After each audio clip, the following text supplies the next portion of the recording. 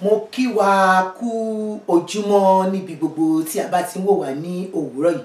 Mo dúpẹ́ lọ́wọ́ Ọlọ́run Baba, Ọlọ́run Ọmọ, Ọlọ́run Ẹ̀mí Mímọ́, ọba tí kì í dojú tì ni, ọba tí máa ń gba ní ìlà, ọba tí máa ń wo ní sàn, ọba tó jẹ́ wípé ó ní nígbà tí ilẹ̀ ṣú, tí ilẹ̀ bá mọ́, òun náà ló wà níbẹ̀. Ọba tó jẹ́ pé ó wà nínú ayé wa, ó ń gbé nínú wa, ó ń bá wa sùn, ó ń bá wa jí. Mo gbéga nínú ayé yín, nínú ayé mi pàápàá, nínú gbogbo ọ̀nà wa. Mo dúpẹ́ lọ́wọ́ Ọlọ́run wípé ní gbogbo ọ̀nà ayé wa àti ayé ìdílé gbogbo wa pátápátá, gẹ́gẹ́ bẹ́ ṣe mọ̀ pé orúkọ tèmi ni Prophetess Mary Araoye láti ìjọ CCC Divine Destiny Parish. Lórí àdúrà ló ń gbà, agbára kọ́ náà ni a wà. Àdúrà ló ń gbà, agbára kọ́, gẹ́gẹ́ bẹ́ ṣe mọ̀ pé ohun táwa máa ń ṣe ní gbogbo ìgbà nìyẹn. Nítorí pé tí ẹ bá wọnú orí YouTube, orí Facebook, ẹ máa rí wa ń bẹ̀ lọ́tún òjọ̀kan. Ẹ̀yin ẹ ṣáà tí tó ẹ máa ṣe ni pé ẹ ṣáà Google pé Mary Araoye, ó máa fi gbogbo fídíò tá ti ṣe, ó máa fi hàn yín. Ọ̀run yóò sì bá yín pàdé. Agbára àdúrà náà tá à ń gbà ní ojoojúmọ́ yóò bá ayé yín pàdé, yóò bá ọ̀nà yín pàdé ní orúkọ Jésù Kristi ti Násárẹ́tì. Àmín. Kí a tó tẹ̀síwájú, nítorí pé ẹ mọ̀ pé èmi like ká máa yin Ọlọ́run. Nítorí pé nínú ìyìn ni Olúwa máa ń gbé.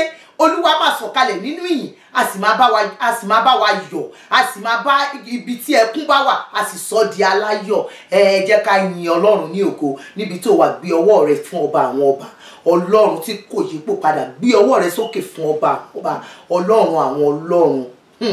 Mo ní èmi ó máa yìn ọ́ o Bàbá.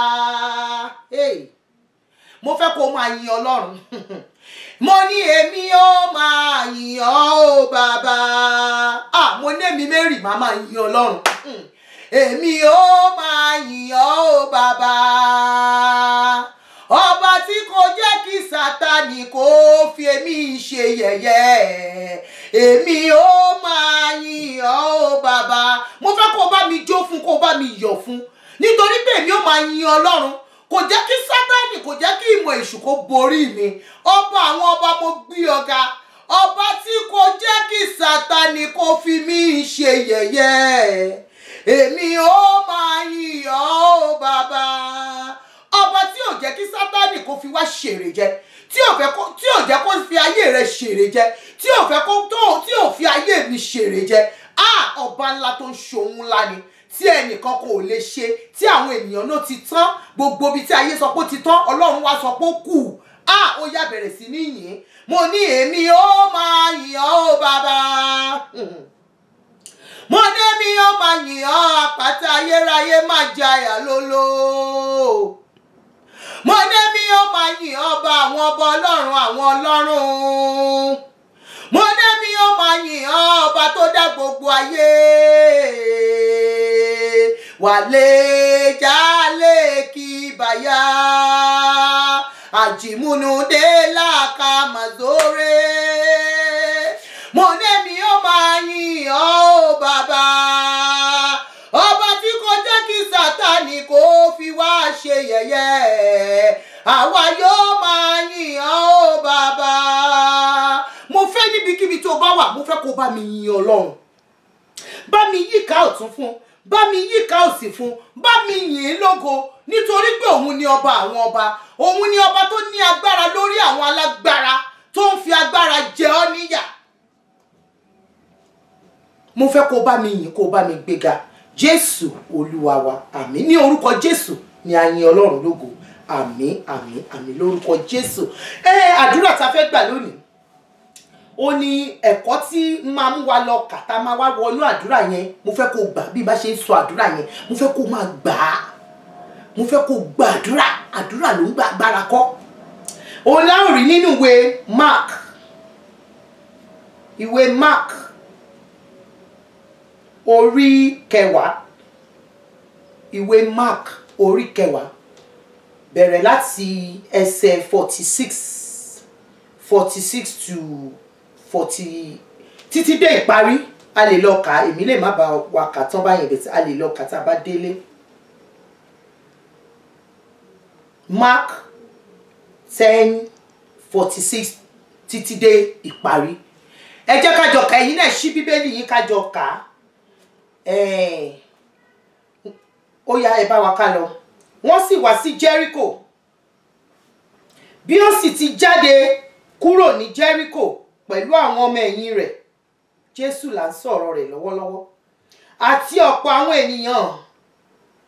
Bátílómì afọ́jú ọmọ Tímù jókòó lẹ́bàá ọ̀nà, ó ń ṣagbe.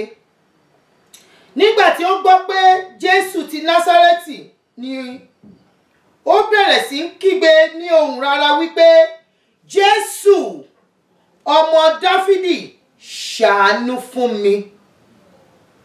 Jésù Kristi ọmọ Dáfídì, ṣàánú fún mi.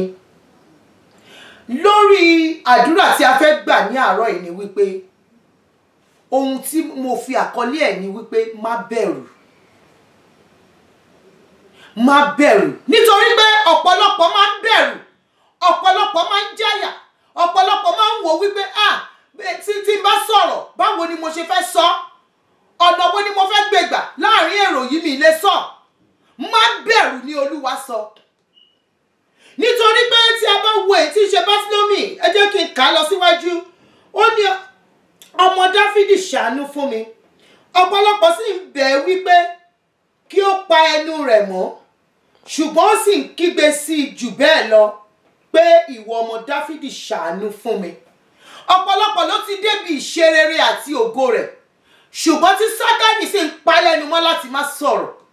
Ó ní àwọn èèyàn tó bá kà síwájú sí i, ó ní àwọn ènìyàn sì ń pa lẹ́nu mọ́, wọ́n ń pa Bátílómì lẹ́nu mọ́, wọ́n ń pa lẹ́nu mọ́ pé kó má sọ̀rọ̀, ṣùgbọ́n kò dá wọn lóhùn, nítorí wípé Bátílómì ó ti mọ̀ nínú ọkàn rẹ̀ pé òní ni òní jẹ́, òní lòní jẹ́. Ọdún yìí ò tún gbọdọ̀ lọ láti nínú ọdún 2017 tá a wà ní oṣù keje yìí, kò tún gbọdọ̀ lọ nínú ayé mi kí n má rí ipa rẹ̀ nínú ayé mi. Èmi ò ní dákẹ́. Má bẹ̀rù ni Olúwa ń sọ. Nígbà tí Jésù tún gba Jẹ́ríkò kọjá, ìṣẹ̀lẹ̀ ńlá kan tún ṣẹlẹ̀ níbẹ̀ yẹn. Nítorí pé Sákéù òun náà gorí òkè lọ pé òun fẹ́ rí Jésù. Mi ìmẹ́ tí mò ń bá sọ̀rọ̀ ní òwúrọ̀ yìí láti gbàdúrà. Torí pé o láti wá Jésù, o láti rí i. O láti gba Jésù ní Olúwa àti olùgbàlà rẹ. O láti mú ẹ̀mí ìbẹ̀rù àti ìjàyà kúrò. Nítorí pé kò fún wa ní ẹ̀mí ìbẹ̀rù bí kò ṣe ẹ̀mí ìgboyà tó ń ké pe Ábà bàbá. Mo fẹ́ kó fi ìgboyà máa fi ṣe ohun gbogbo nínú ọdún yìí. Gbogbo ohun tó ti gbé sílẹ̀, ọ̀pọ̀lọpọ̀ ti kọ̀wé oríṣiríṣi sílẹ̀. Ṣùgbọ́n àti gbé ìwé yẹn lọ síbi tó fẹ́ gbé lọ kò ṣeé ṣe fún wọn mọ́. Mo fẹ́ kó wọnú ètí ṣe àdúrà yìí lọ lọ́wọ́lọ́wọ́. Bátílómì pariwo ní ohùn rárá pé Jésù Kristi ọmọ Dáfídì, ṣàánú fún mi. Mo fẹ́ kó kọ́kọ́ gbàdúrà yìí kó sọ fún Ọlọ́run. Mi ìfẹ́ kó pa ẹnu rẹ mọ́. Tá a bá rí ẹni tó sọ wípé kó pa ẹnu mọ́, sọ wípé ìwọ ò lè pa ẹnu mọ́ o. Torí pé ibi ògo rẹ yẹn o fẹ́ wọbẹ̀ lọ. Níbi ayọ̀ rẹ yẹn o fẹ́ wọbẹ̀ lọ. Ìwọ ò lè panu mọ́. Ó yá pé orúkọ Jésù lẹ́ẹ̀mẹ́ta. Sọ wípé ọ́ọ̀lì kí màkàmà sọ̀kẹ́ màkàrọ̀ kàmà. Jésù Kristi ọmọ Dáfídì, ṣàánú fún mi. Alágbára ńlá bàbá àlì kí mà sọ̀kẹ́ mà. Spíkà mà kò ká mà sọ̀kẹ́ mà. Jésù Kristi ọmọ Dáfídì, ṣàánú fún mi. Ìṣẹ̀lẹ̀ ńlá kan ṣẹlẹ̀ lójijì. Jésù dá ẹsẹ̀ dúró. Mo ní lónìí bó ṣe ń gbọ́ mi ní wákàtí àti ọ̀wọ̀ yìí, ọ̀run rẹ yóò ṣí. Háì kí màdá kàmọ̀ sọ̀kàmà. Mo ní ọ̀run rẹ yóò ṣí. Jésù yóò dásẹ̀ dúró torí ayé rẹ. Mo ní ìlú òyìnbó tó wà yìí, ní ìlú Nàìjíríà tó wà yìí, ní ìlú ètí ṣe South Africa tó wà yìí, ní gbogbo àgbáyé tó wà ní Belgium, Holland tó wà yìí, lórígun mẹ́rin àgbáyé tó wà yìí, mò ń bá èèyàn sọ̀rọ̀ lọ́wọ́lọ́wọ́ wípé má bẹ̀rù, má fòyà. Dìde kó lọ ṣe ohun tó yẹ kó ṣe ní àkókò. Ní ìgboyà nínú Ọlọ́run wípé kò ṣòro rárá, kò ṣòro. Kò ṣòro f'Ọlọ́run mi láti sọ̀rọ̀ mi dayọ̀ o. Kò ṣòro f'Ẹlẹ́dàá mi láti sọ̀rọ̀ mi dayọ̀. Ọ̀rọ̀ mi kò ṣòro f'Olúwa, nítorí pé ọ̀rọ̀ rẹ ò ṣòro fún Ọlọ́run. Orúkọ Jésù ilé ìṣù agbára ni. Olódodo mo fẹ́ kó sáwọ́ ní ti ṣe agbára Jésù lọ, mo fẹ́ kó fi ẹ̀yìn ti àgbélébù rẹ̀, mo fẹ́ kó gbẹ́kẹ̀lé kó mú ìbẹ̀rù kúrò, ìbẹ̀rù àti ìfòyà rẹ kò ní jẹ́ kó dé ibi ìlépa rẹ, mà kò séèké mà kò mà, mú ìbẹ̀rù kúrò, má kà sókè mà, ohun tó yẹ kó ṣe lọ ṣe ní àkókò, ó yá gbàdúrà, mo fẹ́ kó gbàdúrà torí pé àdúrà ló ń gba agbára kọ́. Mo fẹ́ kó sọ fún Ọlọ́run nísinsìnyí, ìwọ ẹ tí ń ṣe agbára àtúnṣe, agbára ìṣerere, agbára tí máa ń gbé ni wọ̀, tí èèyàn fi máa ń wọnú ògo lọ, ó yá lónìí, ó yá gbé mi wọ̀, ó yá sọ di àdúrà orúkọ Jésù. Agbára tí máa ń mú ní ṣerere, agbára tí máa ń mú ọ̀nà àbáyọ jáde, ó yá wọnú mi lọ kó gbé mi wọ̀, ó yá ṣerere nínú ayé mi, ó yá ṣerere nínú ayé mi. Bẹ̀rẹ̀ sí ní sọ fún Ọlọ́run, ó yá máa sọ fún Ọlọ́run, ó yá máa sọ fún Ọlọ́run. Jésù Olúwa wa, mo fẹ́ kó gbàdúrà ní orúkọ Jésù, pé orúkọ Jésù lẹ́ẹ̀mẹ́ta, ìwọ ẹ̀mí ìbẹ̀rù àti ìjayà, ó yá mo pàṣẹ fún ọ lónìí, ó yá jáde kúrò láyé mi. Ìwọ ẹ̀mí èṣù tí máa ń gbé ìjayà wọnú ayé ẹni, ó yá lónìí mo pàṣẹ, ó yá jáde síta lórúkọ Jésù nínú ayé mi. Máa rókè máa sáka mo kò sókè mà, mo pàṣẹ ní orúkọ Jésù Kristi. Máa rí kí má dàrú báyà ká sóre kèmà, má kò sóre kèmà, má kò mo sókè mà. Ẹ̀mí ìbẹ̀rù mo ní kó gbé jáde, ẹ̀mí ìbẹ̀rù mo ní kó máa jáde lọ ní orúkọ Jésù Kristi. Máa kò so Jésù Olúwa wa, àmín. Tí a bá wo inú ìwé Luke 19:5-8, nítorí pé ọ̀pọ̀lọpọ̀ ló wà nínú ìbẹ̀rù àti ìjayà, ọ̀pọ̀lọpọ̀ ló ń gbé ìgbé ayé ìbẹ̀rù àti ìjayà, ọ̀pọ̀lọpọ̀ ló ń jáyà ní gbogbo ìgbà. Mo fẹ́ kó mú ìjayà kúrò, mo fẹ́ kó gbàdúrà yìí kó sọ fún Ọlọ́run. Ìwọ àmì tí kì í tẹ́gbẹ́ tí kì í tọ́gbà, àwọn àmì kan wà nínú ayé ẹni kì í jẹ́ kí èèyàn tú ẹgbẹ́. Àwọn àmì yẹn báyìí tí ọba ti rí onítàn fún ẹ̀dí ẹ̀ ni ó ti ṣó báyìí wípé ta leléyìí, ò gbọ́dọ̀ ṣe kinní yẹn fún. Gbogbo orú àmì bẹ́ẹ̀ lónìí sọ fún Ọlọ́run. Àmì burúkú ni Olúwa Jésù Kristi, ó yá pé orúkọ Jésù pé Olúwa, àmì burúkú leléyìí mi fẹ́ mọ́ nínú ayé mi. Mi ò fẹ́, bàbá mi ò fẹ́, mo ní mi ò fẹ́, bàbá mi ò fẹ́, owó lónìí òṣì lọ́la mi ò fẹ́, mo ní owó lónìí òṣì lọ́la mi ò fẹ́, owó lónìí òṣì lọ́la mi ò fẹ́. Gbogbo àmì ìkọ̀tì, gbogbo àmì ìdààmú, gbogbo àmì ẹkún, gbogbo àmì búburú tí kì í jẹ́ kí ènìyàn ṣe rere lónìí, Olúwa yá mú kúrò, mú kúrò, mú kúrò, mú kúrò. Gbà mí, gbà mí, ṣàánú mi, ṣàánú mi, ṣàánú mi, fàánú gbọ́ tèmi, fàánú gbọ́ tèmi, fàánú gbọ́ tèmi, ràn mí lọ́wọ́, ràn mí lọ́wọ́, gbà mí, gbà mí, gbà mí. Sọ fún Ọlọ́run. Jésù Olúwa wa, àmín. Mo fẹ́ kó sọ fún Ọlọ́run pé gbogbo àjàgà máa kó sókè màmá, àjàgà ayé lórí ayé mi, àjàgà ibi lórí ayé mi lónìí, ó yá ní orúkọ Jésù bá mi mú kúrò.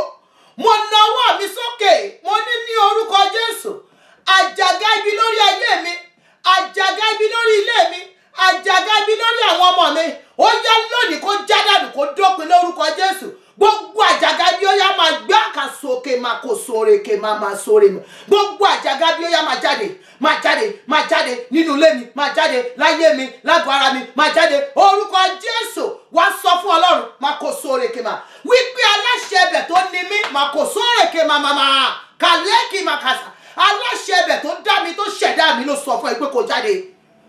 Ó ní bí Jésù Kristi, ó ní bí ẹ̀mí ẹni tó jí Jésù Kristi kúrò nínú òkú tó bá ń gbé nínú yín, ó ní yóò sọ gbogbo ẹ̀mí tó ti kú nínú yín, yóò sọ di alààyè. Lónìí gbogbo tó ti dòkú nínú ayé mi, ó yá máa sọ di alààyè, nítorí pé aláṣẹ ẹbẹ̀ tó ń ṣe Jésù máa kó sóre kébà, ó ń sọ di alààyè lọ́wọ́lọ́wọ́. Ìwú ẹ̀mí tí ń bá nígbà tí ń bá níra, ó yá jáde síta lónìí. Mi ò fẹ́ mọ́ ìdààmú àti wàhálà kó dópin nínú ayé mi. Jésù Kristi Olúwa àti olùgbàlà wa, àmín. Wá sọ fún Ọlọ́run. Olúwa wọnú ilé Sákéù lọ, ó ní Sákéù, Sákéù, lónìí ni ìgbàlà wọlé rẹ. Mo wá pàṣẹ, ojú tó ń wò mí, etí tó ń gbọ́ mi ní wákàtí àti àdúrà yìí, máa kó sóòrèké màkàíkì má da yíba yá ka sórí bà lórí àdúrà tó ń gba agbára kọ́. Mo ní ní orúkọ Jésù. Ọba tó wọlé tọ̀ Sákéwù lọ tó fún ní èyí tí ń ṣe ìgbàlà, mo ní lónìí kó fún ọ ní ìgbàlà. Mo ní lónìí kó fún ayé rẹ ní ìgbàlà. Mo ní kó fún ọmọ rẹ ní ìgbàlà. Mo ní kó fún ọkọ rẹ ní ìgbàlà. Mo ní kó wọ ní ìgbàlà Ọlọ́run lọ. Mo ní kó wọnú ìgbàlà Ọlọ́run lọ. Mo ní àṣetì kó jáde, ìdààmú kó jáde, wàhálà kó jáde. Mo ní kó ṣe rere ní orúkọ Jésù Olúwa wa. Àmín. Joseph tá bá wo ìwé Genesis 37. Joseph ní mo lálàá ni mo lálàá sí ẹ̀yin ẹ̀gbọ́n mi, ẹ̀yin bàbá mi, mo lálàá.